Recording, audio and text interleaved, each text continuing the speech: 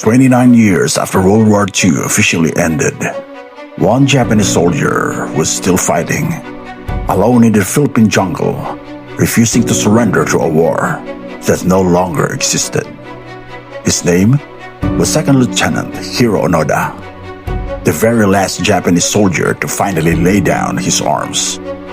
This is a heartbreaking true story of unbreakable loyalty that turned into decades of pain and isolation. In December 1944, 22-year-old Hiro Onoda, an intelligence officer from Kainan in Wakayama Prefecture, Japan, was sent to the small island of Lubang in the Philippines. About 150 kilometers southwest of Manila. His commanding officer, Major Yoshimi Taniguchi, gave him a direct and unbreakable order: never surrender. Do not commit suicide. No matter if it takes 3 years or even 5, we will return for you. Continue fighting until you receive direct orders to stop. On August 15, 1945, Emperor Hirohito announced Japan's surrender. The Second World War was over, but Onoda and his 3 comrades, Corporal Soichi Shimada, Private First Class Kinshichi Kozuka, and Private Yuichi Akatsu, simply refused to believe it. They saw the leaflets dropped from planes. They heard the news on the radio. They convinced themselves it was all an American trick designed to make them surrender. Slowly, his comrades began to disappear. In 1950, Akatsu surrendered and left the group. In 1954, Corporal Shimada was shot and killed during a clash with local fishermen. Then, in October 1972, Private Kozuka was killed in a firefight while raiding a rice field. Onoda was left completely alone for the next 18 months. For almost 29 years, he survived deep in the mountains and jungles of Lubang.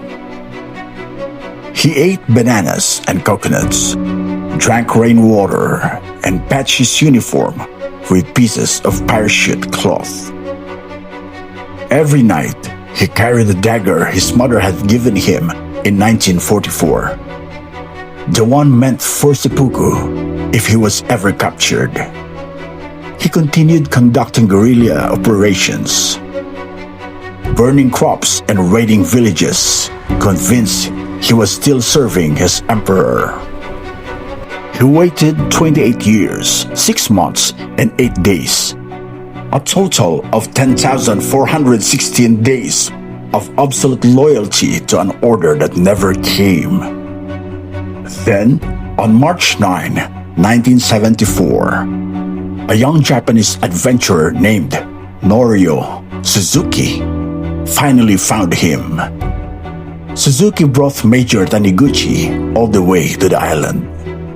In the middle of the dense jungle, Taniguchi stood before Onoda and spoke the words he had waited nearly 3 decades to hear.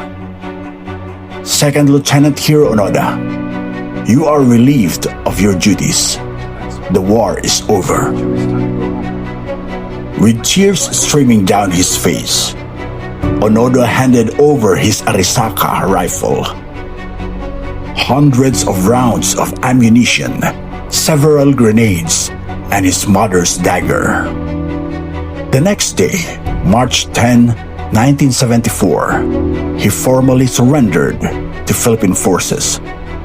On March 11, President Ferdinand Marcos personally received him at Malacanang Palace and granted him a full pardon for all his actions on the island. When Onoda finally returned to Japan, he was welcomed as a hero. But deep inside, the truth was painful. The war he had sacrificed his entire youth for had ended 29 years earlier.